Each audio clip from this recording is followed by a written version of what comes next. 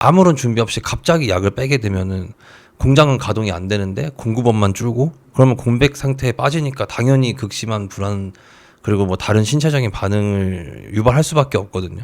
그래서 약을 줄이기 전에 뇌에서 스스로 신경 전달 물질을 조절하고 생성할 수 있는 공장 가동 능력을 갖출 수 있는 것이 먼저 선행이 돼야 된다, 이 말입니다. 저는 그 10월 10일 한의원 부천본원의 대표원장 노영부입니다. 저는 정신과 약의 단약 클리닉을 운영하고 있고, 또 정신질환의 근본적인 원인 치료하고 있는 임상 40년 차이고, 실제로 제가 40년 동안 환자의 그 데이터가 약 32만 건이 제가 치료한 케이스가 축적되어 있습니다. 같은 본원에서 이제 단약 연구를 같이 하고 있고, 특히나 이제 소아청소년 중점 그리고 신경과 질환을 중점적으로 보고 있는 노대현 원장입니다.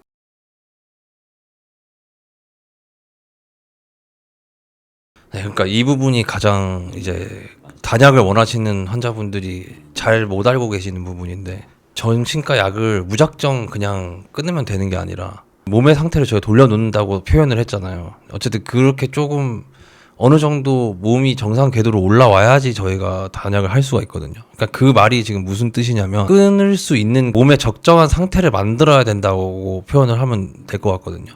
정신과 약을 먹어서 어쨌든 몸이 그 상태에 적응이 돼버렸잖아요. 이미 아까 설명해드렸듯이.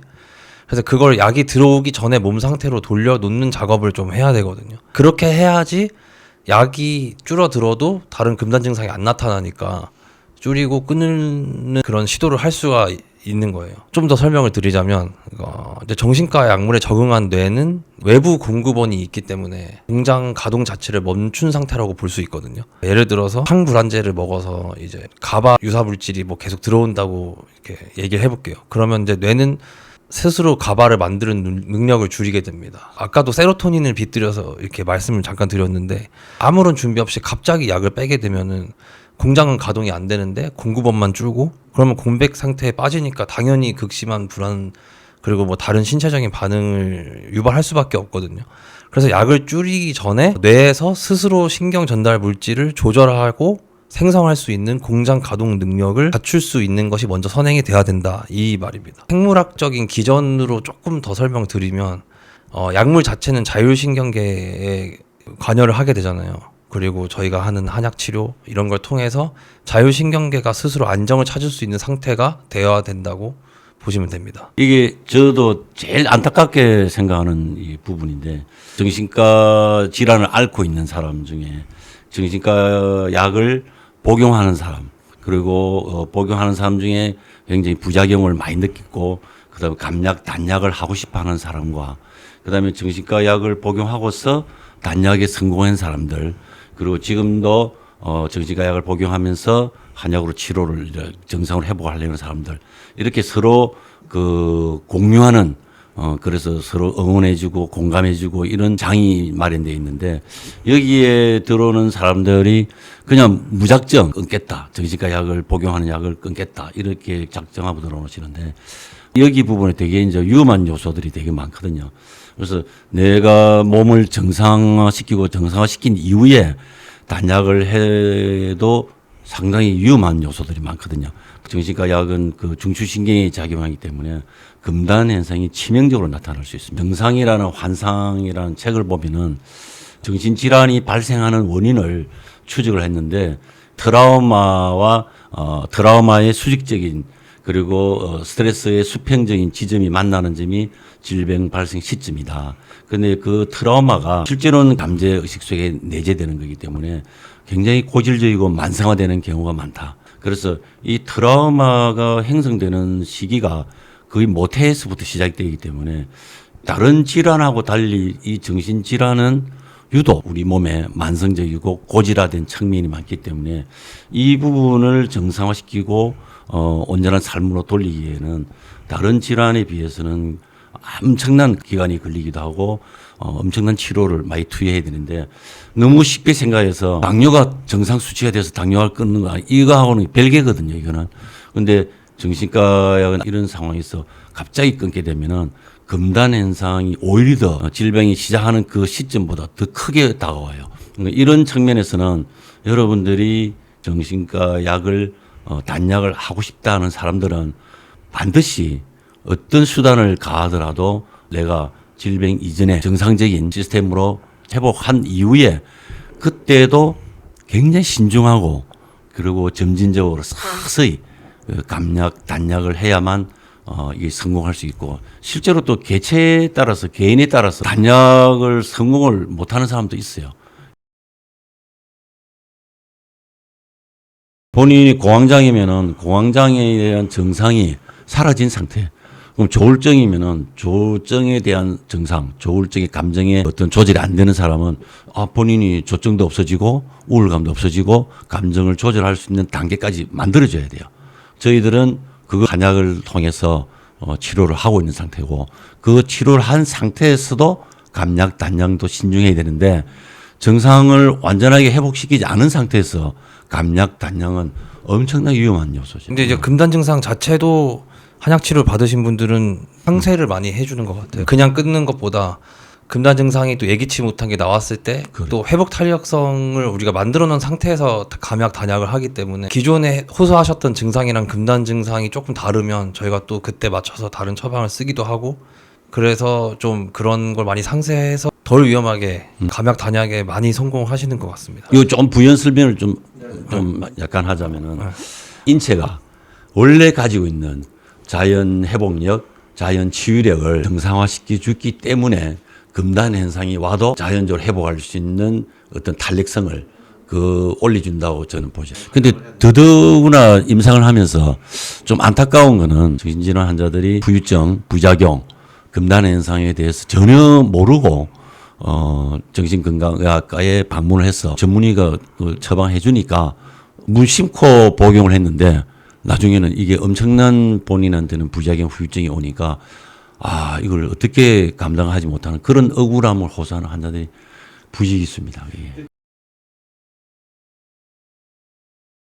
끊는데 얼마나 걸리나 이런 거 잘 많이 여쭤보시죠. 끊을 수 있냐, 한약으로 어떻게 하냐, 뭐 이런 거 많이 물어보시죠. 한약으로 정신질환을 고칠 수 있나요? 뭐 이런 질문도 많고 그다음에 얼마큼 먹어야 정상으로 회복되고 내가 정신과 약을 감약, 단약을 할 수 있느냐. 제 책에도 언급을 했지만은 정신과 약을 뭐 10년, 20년 복용하고 그냥 무심코 따라가는 환자도 한약을 한 15일 복용하고 그 효과를 이렇게 경험하려고 하는 걸 보면은 저는 상당히 조금 안타깝고 좀 아쉽죠. 일반적인 한약하고는 많은 부분이 다르기 때문에 그런 자신감이 없으면은 저희들이 도전을 안 하거든요. 근데 분명히 임상적인 데이터도 많이 나와 있고 실제로 제가 경험도 많이 했고 환자를 통해서 이런 백데이터도 많이 이제 구성이 되어 있는 상태인데 실제로 환자들은 한약을 이제 불신하고 오는 거죠. 과연 한약으로 이 정신질환 치료될까? 한약으로 정신질환 치료가 될 수 있습니다 하는 그 확신감을 심어주는데 에너지가 더 많이 시간이 소비가 돼요. 실제로 한약이라는 부분이 일반인들이 전통적인 어떤 습관에 의해서 조금 오해를 많이 하고 있죠. 한약으로 뭐 질병을 치료하는 측면은 그렇게 인식을 못 하고 있거든요. 그런데 저희들이 하는 것은 한약으로 질병을 치료하는 의학이고 기존에 지금 한약을 인식은 일반인들이 그냥 보약 수준 그냥인데 실제로는 질병을 오기까지의 그 이전에 그 사람의 어떤 균형, 밸런스 이런 항상성이 깨진 것을 실제로는 한약으로 정상화시켜서 균형이 비정상을 정상화시켜주는 개념이거든요. 그래서 몸과 마음을 정상화시켜주니까 그 사람의 가지고 있는 가지적인 공황장애든 우울증이든 불안장애든 그게 자연적으로 없어지는 거거든요. 그러니까 근원적인 원인 치유라고 저희들은 이야기할 수 있죠. 우리가 알고 있는 일반적인 보약의 개념은 그냥 에너지를 넣어준다 이런 개념이거든요.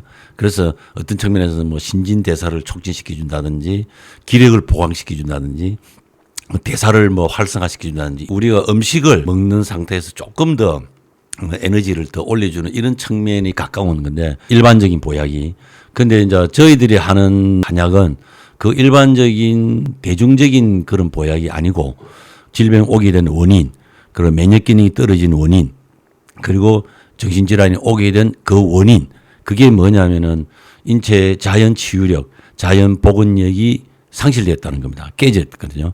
그래서 저희 한약은 질병의 원인을 추적하고 그리고 근원적으로 치유할 수 있는 패턴을 분류를 했어요. 그 개체에 따라서 개인별로.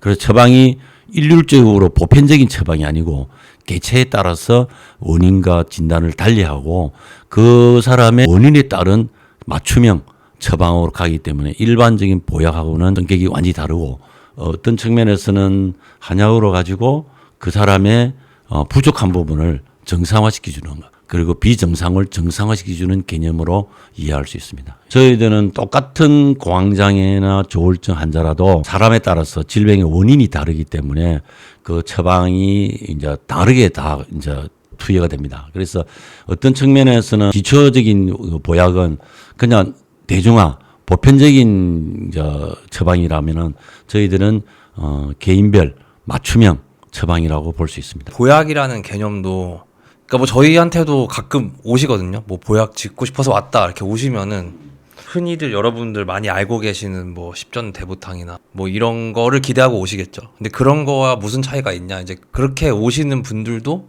어쨌든 이렇게 힘이 없고 뭔가 무기력하게 된 원인이 있잖아요. 그래서 무조건 우리가 무기력하고 보약을 짓고 싶다고 오셔서 무조건 거기에 맞는 뭔가 약을 드리는 게 아니라 정신과 질환도 마찬가지고 아까 다른 난치성 질환도 마찬가지고 다른 뭐 내과 질환도 마찬가지고 언제부터 왜 이 질환이 생겼는지 무기력한 것도 어쨌든 주소증으로 보고 그것의 발생 시점을 찾아서 이 사람은 왜 이 시점에 이렇게 무기력해졌고 또 평소에는 외부 스트레스가 발생하면 어떻게 대응하는지 그거를 보거든요. 그래서 보약을 짓고 싶다고 오신 분들한테도 무조건 다 원인 추적하고 또 체질이랑은 다릅니다. 그러니까 어쨌든 체질이랑은 다르게 그 사람이 언제부터 왜 아팠고 또 이 사람은 외부 스트레스 상황이 발생하면은 어떻게 반응하는지 이런 걸 해서 이제 그러한 부분이 어떻게 보면 그 사람의 약점이라고 볼 수 있잖아요. 그런 걸 보완해 줄 수 있는 약을 맞춤형으로 드린다고 표현할 수 있을 것 같습니다. 그 실제로 예를 들면은 불면증 환자가 왔는데 불면증 환자가 나 너무 힘들고 무기력하다. 근데 실제로 그 사람에게 일반적인 보약을 주면은 개선이 안 되거든요. 그러면 이 사람의 무기력증은 불면이거든요. 그럼 이 불면증을 근본적인 치료를 해주면은 이 사람은 잠을 잘 자게 되고 잠을 잘 자게 되면은 무기력증이 회복되는 거예요. 그러면 이 사람한테 보약은 불면증을 치료해 주는 것이 보약이죠, 결국에는. 우리도 보약의 개념은 있지만은 접근하는 방식에 있어서는 다르죠, 패러다임이. 그렇게 이해하면 되겠네요. 이 사람이 실제로 피곤하고 무기력한 원인을 찾아서 그 원인을 치료하면은 근본적인 치료가 되는 거죠. 다시 한 번만 좀 말씀드리자면은 저희가 우울증 약이라고 불안장애 약이라고 정해져 있는 약을 처방을 하는 게 아니라 환자의 삶 전체를 막 특히 초진 때는 막 1시간도 가까이 듣기도 하고 하거든요. 여러 가지 원인이 있을 거잖아요. 어렸을 때부터 시작된 뭐 가정 환경이나 아니면 요새는 뭐 학폭 경험이라거나 SNS 때문에 힘들다거나 친구 관계, 사회생활, 직장 상사와의 관계 여러 가지 원인이 있는데 어렸을 때 트라우마가 뭔가 외부 스트레스 상황에서 어떤 트리거가 돼서 나오는 신체적 반응이 다 다르게 되거든요. 그래서 이제 원인을 치료한다는 게 이렇게 오해하시는 분들도 있어요. 그럼 내 유년 시절을 너가 뭐 어떻게 바꾸겠다는 거야? 뭐 이렇게 오해하시는 분들도 있는데 그런 게 아니고 지속적으로 외부 스트레스 상황이 주어졌을 때 보여지는 취약점 그런 거를 치료를 하면은 어떠한 외부 스트레스 상황이 와도 그런 취약점이 나타나지 않게 되고 그러면 이제 건강하게 그 본인의 회복 탄력성을 유지할 수 있겠죠. 그래서 말로 하기 어려운 이유가 굉장히 이게 어려운 치료 개념입니다. 많은 분들이 되게 놓치고 있고 특히나 정신과 질환을 치료하는데 굉장히 주요하면서도 어려운 개념이라서 저도 맨날 원인을 치료해야겠다고 느끼지만 이런 부분을 좀 급할 때 간과할 때가 있거든요. 눈에 보여지는 증상에만 매몰될 때가 있는데 조금 더 부연 설명을 하자면은 제가 이제 환자를 보면서 지금 우리가 이제 존재하고 있는 의학이 여러분 잘 생각해 보시면은 원인 치유하는 데가 없습니다.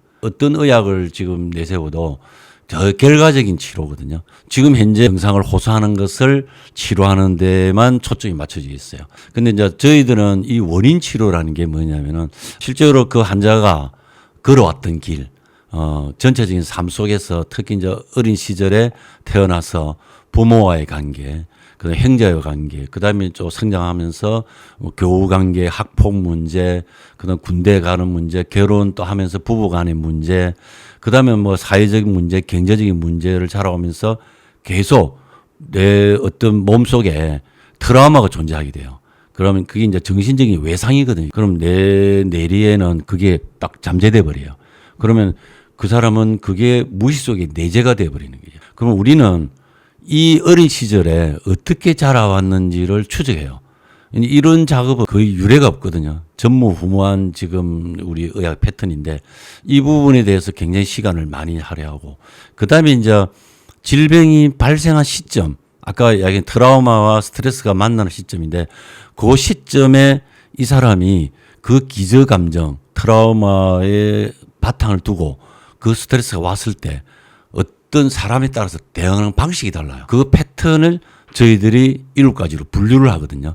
이걸 찾아내는 것이 굉장히 쉬울 것 같지만 엄청나게 어렵습니다. 환자 자신도 잘 몰라요. 그래서 우리는 계속 질문을 던져서 어린 시절에 어떻게 지냈냐 하고 그 발생 시점 때 어떤 심리적 상황이었는지 어떤 감정이었는지 그 감정의 실체를 저희들이 추적을 해요. 그러면은 그 대응하는 방식에 따라서 패턴이 분류가 되고 그다음에 그 증상이 심해질 때 그 사람이 몸에서 나타나는 어떤 현상이 있어요. 사인이 주어져요. 그 사인까지도 저희들이 추적을 해요. 이런 작업이 아주 오랜 시간을 두고 저희들이 추적을 하거든요. 근데 환자들이 이야기를 들어주고 공감까지를 넘어서서 그 사람이 이 병이 왜 왔는지를 저희들이 추적하고 공감해주고 원인을 밝혀주면은 어떤 측면에서는 이 사람들이 내가 이렇게 해서 질병이 왔구나 하고 인식만 해도 이거는 엄청난 메시지거든요. 근데 하물며 거기에 더해서 저희들이 거기에 맞는 딱 맞춤형 처방이 들어가면은 그 어릴 때 트라우마와 그 외부에 주어지는 스트레스를 극복할 수 있는 자연 복원력, 자연 치유력을 정상으로 회복이 되는 거예요. 뇌의 특정 부위가 고장난 게 아니라 과거의 경험이 현재 반응 체계를 왜곡했다고 보거든요. 그래서 이제 저희가 이런 걸 다 그 왜곡된 체계를 다시 이제 리와이어링 하는 거예요. 그러니까 회로를 다시 재배선시키는 거죠. 그렇게 치료를 하는 겁니다. 거기에서 이제 우리의 처방이 들어가는 거고 또 처방도 하면서 같이 얘기도 하게 되잖아요, 환자분이랑. 그래서 그런 원인을 또 알려주기만 해도 그런 트라우마를 본인이 직시하고 또 이제 그런 스트레스 대응 패턴이 바뀌고 약으로 통해서 이제 스트레스 대응 패턴은 바뀌겠죠. 본인이 직시도 하고 그 대응 패턴이 바뀌면 뭐 뇌도 그렇고 몸의 기능이 이제 회복이 점차 되면서 이제 그런 반응을 이제 조절할 수 있는 상태가 된다고 봅니다. 저희가 흔히 이제 또 접하는 정신과 약물은 아까 말씀드렸듯이 뇌 신경전달 물질을 좀 강제로 조정을 하는 대증 요법이라고 볼 수 있잖아요.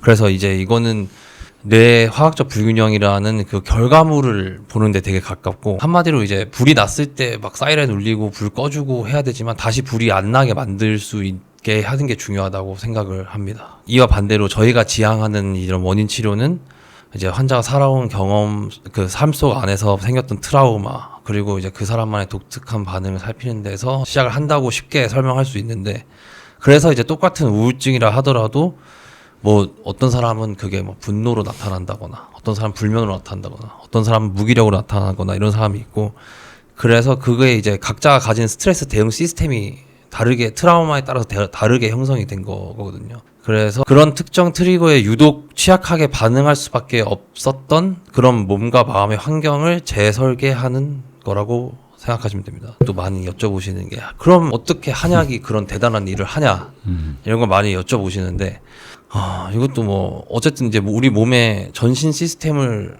고쳐놓는 거잖아요. 특히나 이제 요새 그런 게 많이 연구가 돼 있죠. 이제 장내축이라고 해서 장의 상태에 따라서 뇌에서 보내는 신호나 신경 전달 체계도 상당히 많은 영향을 받는다.